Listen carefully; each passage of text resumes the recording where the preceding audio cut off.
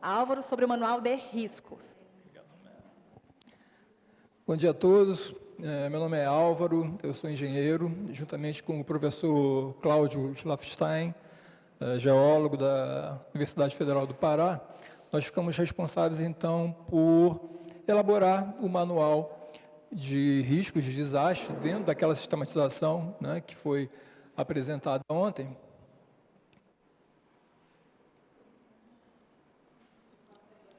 Vai colocar? Oi? Ah, é aqui? Oi. Aqui, né?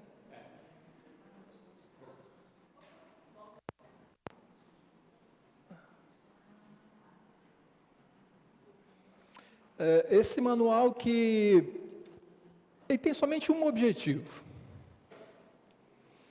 que é identificar e caracterizar os fenômenos e demais aspectos relacionados aos riscos de desastres no Brasil. O fato de ter somente um objetivo pode sugerir uma facilidade maior na elaboração desse manual, em relação, por exemplo, ao manual de política, né, que foi apresentado pela Cláudia, que tem 6 objetivos, então fiquei até acanhado ali. Poxa, nós tem somente um objetivo. E também por conta do fato de, quando a gente está falando de fenômenos associados a desastres, esses fenômenos não são sujeitos a, por exemplo, interpretação, né, de leis, de normas, de entendimentos, né, como é o caso do Manual de Política em Instituições, ou, né, como no caso do Manual de Gestão, que vai ser apresentado em seguida pela BEAD, também sujeito a diferentes abordagens metodológicas e tratamentos, né? Quando a gente está falando de enxurradas, abalos sísmicos, explosões e incêndios, teoricamente você tem fenômenos bem conhecidos, né, que sugeriria uma facilidade, né, no tratamento. Só que isso é falso, né? Quem dera fosse tão simples assim.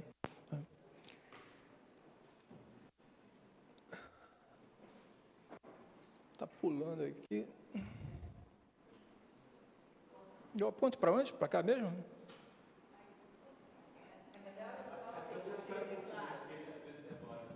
Tá. E a gente vai ver que é falsa essa facilidade no desenvolvimento desse manual pelos próprios princípios que a gente procurou seguir para alcançar aquele objetivo único. O primeiro desses princípios que a gente buscou seguir foi a concisão técnica. A gente tem, dentre esses fenômenos que foram tratados, a gente tem cerca de 40 diferentes fenômenos. E para vários desses fenômenos, a gente tem formas diferentes de manifestação de um mesmo fenômeno. Então, se, por exemplo, a gente considerar somente um dos fenômenos, né, de epidemia, relacionado a epidemias, por exemplo, tem diferentes tipos de epidemias, de agentes, né, patológicos, então, só aí você teria, né, outras dezenas, né, de subfenômenos, vamos dizer assim, né, associados. E isso vale para vários dos outros fenômenos que foram tratados. Para cada um desses fenômenos, facilmente poderia se produzir um manual específico. A gente poderia ter um manual só falando de incêndio, um manual só falando de escorregamento, um manual só falando de terremoto, né? Um compêndio para cada um desses fenômenos, né? E para cada um desses manuais que a gente poderia desenvolver, né, para cada um desses fenômenos, a gente poderia ter tratamentos diferentes também, dependendo do público para o qual esse manual fosse direcionado. Então, se a gente vai fazer um manual sobre incêndio para um engenheiro, é uma coisa. Você vai fazer para um administrador, é um outro manual, uma outra linguagem. Para um economista, é uma outra linguagem. Então, qual o desafio que aparece aí? A gente reunir definições, caracterizações sobre uma diversidade, uma gama, né, bastante grande de fenômenos para um público muito diverso, né, se a gente considerar que o nosso público são os profissionais de defesa civil, a gente pode ter as mais diversas formações, né, como público desse manual. Então, qual o desafio que se apresenta? Né? A gente ter uma linguagem, né, que possa ser assimilada por esses diferentes profissionais que vão ser o público desse manual. De forma que haja também um equilíbrio, né, no espaço, né, para esses diferentes fenômenos, né, que não fique um determinado fenômeno, por mais complexo que seja, com 20 páginas e o outro com 1 ou 2 ou 3 parágrafos, né, que vai dar uma impressão de privilégio, de tratamento diferenciado para esses diferentes fenômenos. Então, esse é um desafio grande que a gente teve, né? E para cada pessoa, para cada consultor, para cada profissional que fosse dada essa tarefa, você teria, ao final, resultados diferentes. Porque passa necessariamente pela consideração, né, de fonte de informação, de entendimento do que é mais importante, né, ser colocado ali, né, tendo em mente essa diversidade, né, de profissionais que serão os alvos desse manual. Então, um desafio enorme, né, que a gente teve, né, que é uma das contribuições que a gente espera, né, receber, bom, vocês, tudo bem, trataram isso dessa forma, mas e aquele outro aspecto, vocês não acham interessante colocar também, ficou faltando, ou dar um outro tratamento e tal? Então, isso está relacionado basicamente ao conteúdo, né, e requer necessariamente a leitura, né, do que foi produzido, né, até hoje, para a indicação dessas, né, possíveis complementações. Um outro princípio que a gente procurou seguir foi até em função dessa necessária concisão técnica, de permitir o aprofundamento sobre cada assunto tratado no manual. E a gente procurou fazer isso, além, né, de indicar as referências que foram utilizadas, também indicar links, né, de acesso rápido pela internet. Então, um determinado assunto, a pessoa tem interesse ou é mais característico da sua região, do seu local de atuação, e ele, né, gostaria de ter mais informação sobre isso. Então, a gente, para vários temas, tem links diretos, né, para acesso pela internet rápido a essa informação. Um outro princípio que a gente procurou seguir foi a priorização de fontes e referências nacionais, né? A não ser quando essa disponibilidade de informação no nível nacional, né, prejudicasse, né, o conteúdo, a gente buscou sempre priorizar essa fonte nacional, né?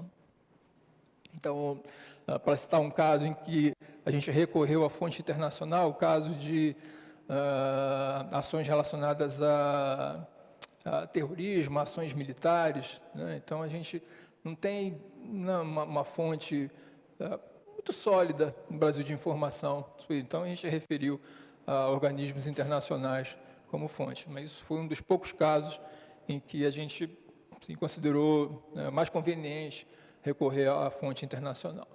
A grande maioria são fontes e referências nacionais. E um outro princípio que a gente procurou seguir foi recorrer a recursos gráficos, né? Não só para conferir ao texto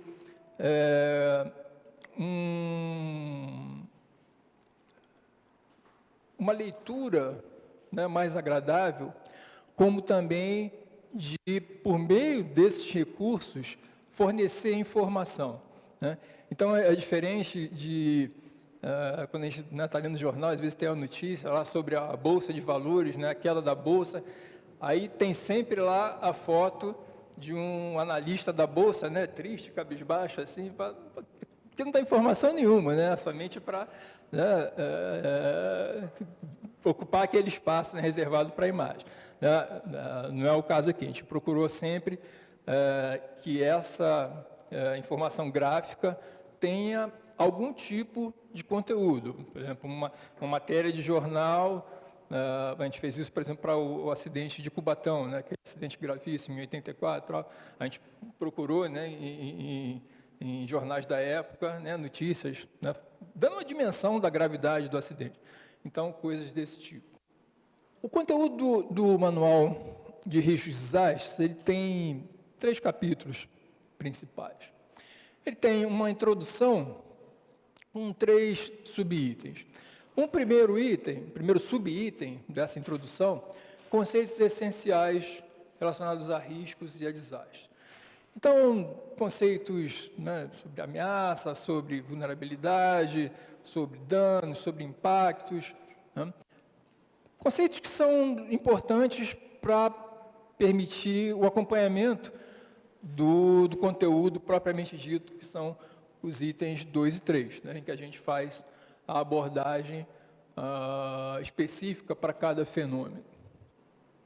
O segundo subitem, também uma discussão sobre desastres naturais e tecnológicos no Brasil, então trazendo, né, desse nível mais conceitual do primeiro subitem, né, para condições mais específicas em que esses desastres ocorrem no Brasil.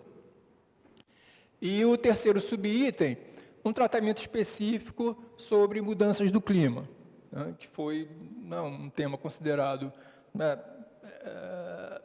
relevante, destacado, né, dos outros, e considerou-se adequado reservar um espaço específico para ele. O conteúdo, né, propriamente dito do Manual de Riscos de Desastres está nos capítulos 2 e 3.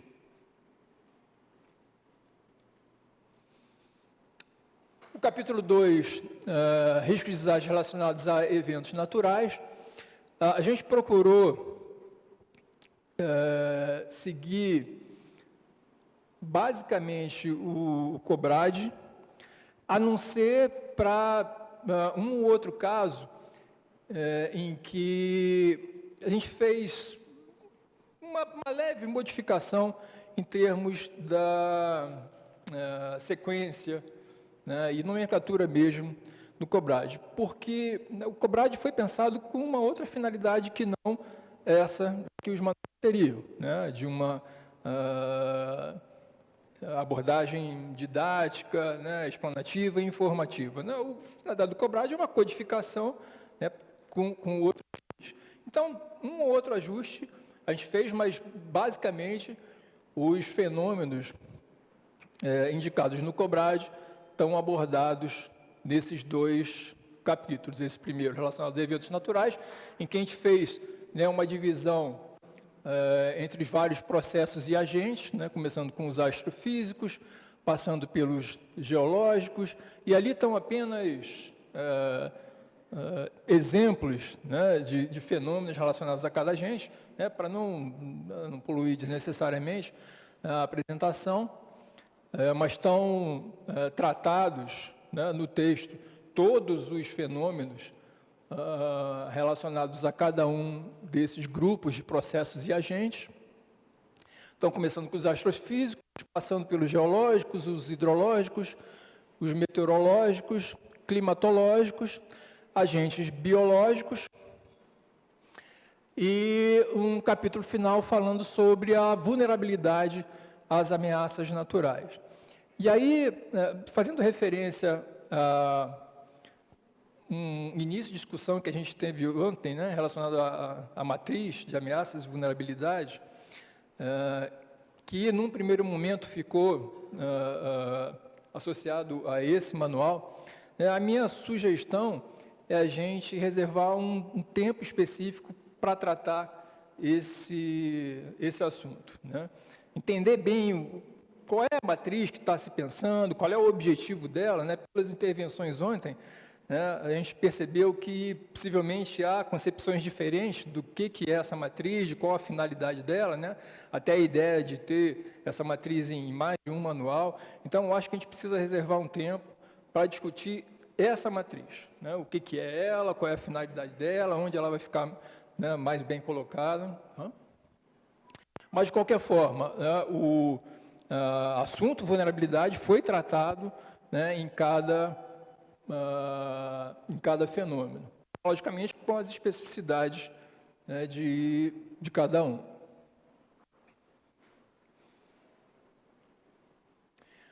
O terceiro capítulo são os riscos de desastre relacionados a eventos tecnológicos.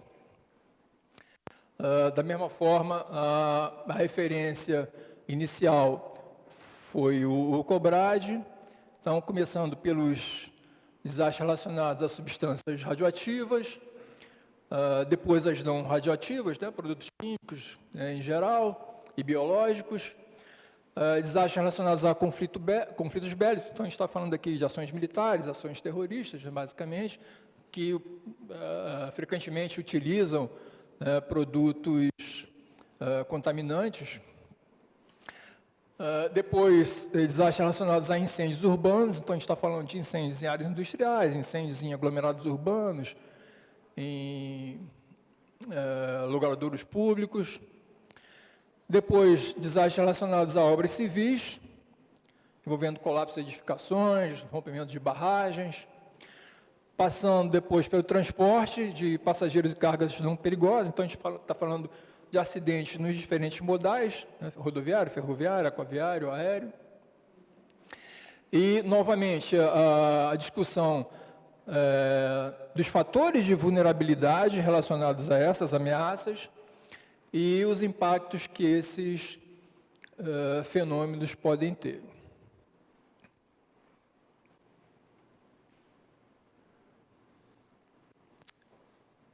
Eu trago aqui já a sugestão de alguns pontos, né, para a discussão.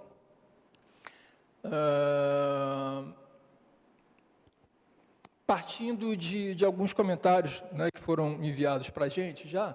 O primeiro com relação a uma sugestão de subdivisão do texto, uma proposta de divisão em definição, caracterização, ocorrência, alguma coisa assim. Tem uma dificuldade para essa subdivisão com relação à definição e caracterização, por exemplo. Se a gente remeter lá aos desastres naturais, isso até cabe, porque tem fenômenos bem definidos. Então, você fala, né, de enxurrada. Ok, você pode ter a definição de enxurrada e você pode ter depois uma discussão, né, sobre aspectos relevantes relacionados à enxurrada. Terremoto, mesma coisa. Iluminação de massa, mesma coisa, e por aí vai, né? Agora, quando chega nos desastres tecnológicos, fica meio estranho você fazer a definição, por exemplo, de um vazamento químico, um vazamento de produto químico. Um vazamento de produto químico é um vazamento de produto químico. Você não tem o que definir, né? Agora, tem uma série de coisas relevantes, né, relacionadas a vazamento de produtos químicos, as suas causas, né, os possíveis elementos que podem ser atingidos, e por aí vai ter uma série de assuntos que podem e foram efetivamente tratados. Então, uma coisa para a gente pensar, né, sobre essa subdivisão, se adotá-la mesmo em um capítulo e não adotar no outro, ou se não adotá-la, enfim, é um ponto para a gente pensar. E um outro ponto para discussão, com relação a uma solicitação que foi recorrente também, de citação de fontes no texto. Voltando ao que eu falei no início, a gente está falando aqui de fenômenos assim, bem conhecidos, né, em que você vai, né, encontrar definições e referências, em referências diferentes,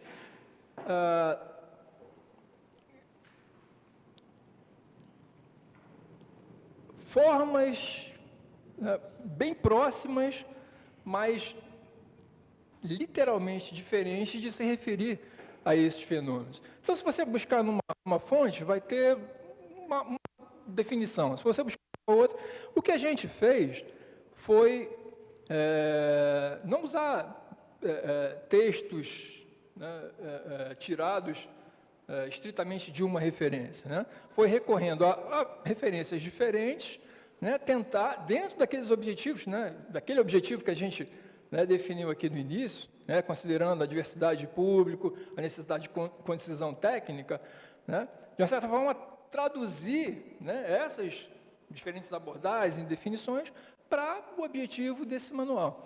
Então, e todas essas fontes utilizadas, né, que a gente utilizou, estão indicadas lá nas referências bibliográficas, né? Então, esse foi também um princípio que a gente seguiu, de não ter uma citação exaustiva de fontes, né, relacionadas a conceitos, definições, ao longo do texto, né? Mas é um ponto para discussão também, né, para a gente refletir e chegar a um entendimento, né? Então, era isso que eu tinha, né? E já retorno para a Romélia.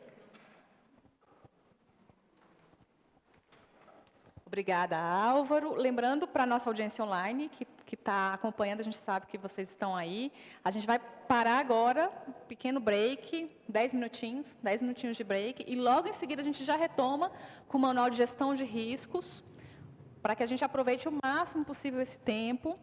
Eu peço que vocês já comecem a anotar as questões e a gente vai abordá-las no período da tarde, não vai estar online, mas o nosso canal vai ser o e-mail, bmd.sedec@integracal.gov.br. Esse e-mail é o nosso canal. Então, anotem, coloquem as dúvidas de vocês, coloquem as questões, porque a gente vai tratá-las todas no período da tarde e responder pelo mesmo canal, pelo e-mail, ok? 10 minutinhos, relógio pequeno, para a gente retomar e aproveitar o período da manhã. Obrigada.